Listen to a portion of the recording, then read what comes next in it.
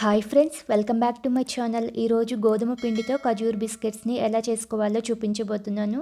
ఇవి పైన క్రిస్పీగా లోపల సాఫ్ట్గా చాలా టేస్టీగా ఉంటాయి. ఇవి పిల్లలకి స్నాక్స్ బాక్స్లో పెట్టడానికి టీ టైమ్ స్నాక్స్లా తీసుకోవచ్చు. ఎలా చేసుకోవాలో చూసేద్దాము. ముందుగా ఒక మిక్సింగ్ బౌల్ తీసుకొని 2 కప్పుల గోధుమ పిండి వేసుకోవాలి. గోధుమ పిండి బదులుగా మైదా పిండి కూడా వేసుకోవచ్చు. పావు కప్పు బొంబాయి రవ్వ వేసుకోవడం వల్ల క్రిస్పీగా వస్తాయి.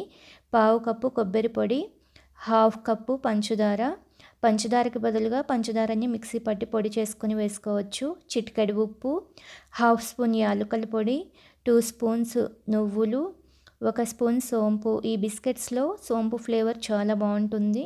2 స్పూన్స్ నెయ్యి వేసుకోవడం వల్ల గుల్లగా క్రంచీగా వస్తాయి.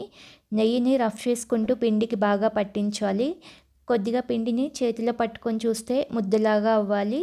ముద్ద అయితే మనం వేసుకున్న నెయ్యి సరిపోయినట్లు. ఒకవేళ సరిపోకపోతే మరొక స్పూన్ నెయ్యి వేసుకొని కలుపుకోవాలి. కొద్దిగా వాటర్ వేసుకుంటూ పిండిని కొంచెం గట్టిగా కలుపుకోవాలి. పంచదార వేసుకున్నాం కాబట్టి కరిగితే పిండి లూజ్ అవుతుంది. చూసుకుంటూ పిండిని గట్టిగా ఉండేలాగా కలుపుకొని మూత పెట్టి ఒక 10 నిమిషాలు నాననివ్వాలి. 10 నిమిషాల తర్వాత పిండిలో నుంచి కొద్దిగా పిండిని తీసుకొని ముద్దలాగా చేసుకోవాలి. 4 భాగాలుగా చేసుకొని పెట్టుకోవాలి.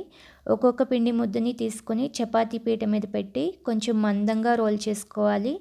ఇలా రెక్టాంగిల్ షేప్లో కానీ స్క్వేర్ షేప్, డైమండ్ షేప్లో కానీ రోల్ చేసుకోవచ్చు. ఇలా రెక్టాంగిల్ షేప్లో వచ్చేలాగా సెట్ చేసుకొని చాకుతో పీసెస్లా కట్ చేసుకోవాలి. మరీ మందంగా కాకుండా పలుచుగా కాకుండా పావించి మందంగా ఉండేటట్లుగా కట్ చేసుకోవాలి. ఇలా ఇంత మందంలో ఉండేలా కట్ చేసుకొని అలానే మిగిలిన పిండిని కూడా ఇదే విధంగా కట్ చేసుకొని అన్నింటినీ ప్లేట్లో రెడీగా పెట్టుకోవాలి. స్టవ్ ఆన్ చేసి డీప్ ఫ్రైకి సరిపడా ఆయిల్ పెట్టుకోవాలి.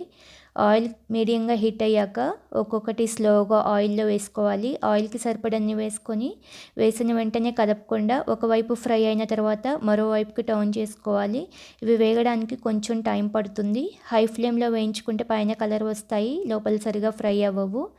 ఫ్లేమ్ని లో టు మీడియంకి అడ్జస్ట్ చేసుకుంటూ 2 వైపులా మంచి గోల్డెన్ బ్రౌన్ కలర్ వచ్చే వరకు ఫ్రై చేసుకొని ఆయిల్ నుంచి తీసేసుకోవాలి.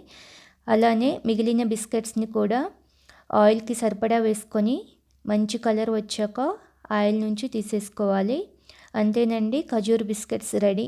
ఇవి వేడి మీద కొంచెం మెత్తగా ఉంటాయి, చల్లారిన తర్వాత క్రిస్పీగా ఉంటాయి. ఎయిర్ టైట్ కంటైనర్లో పెట్టుకొని 15 to 20 డేస్ వరకు స్టోర్ చేసుకోవచ్చు. ఈ ఖజూర్ బిస్కెట్స్ని మీరు కూడా చేసుకొని మీకు ఎలా వచ్చిందో కామెంట్ చేయండి. వీడియో నచ్చితే లైక్ చేయండి, మీ ఫ్రెండ్స్కి రిలేటివ్స్కి షేర్ చేయండి. మన ఛానల్ని సబ్స్క్రైబ్ చేసుకోండి. Thank you for watching.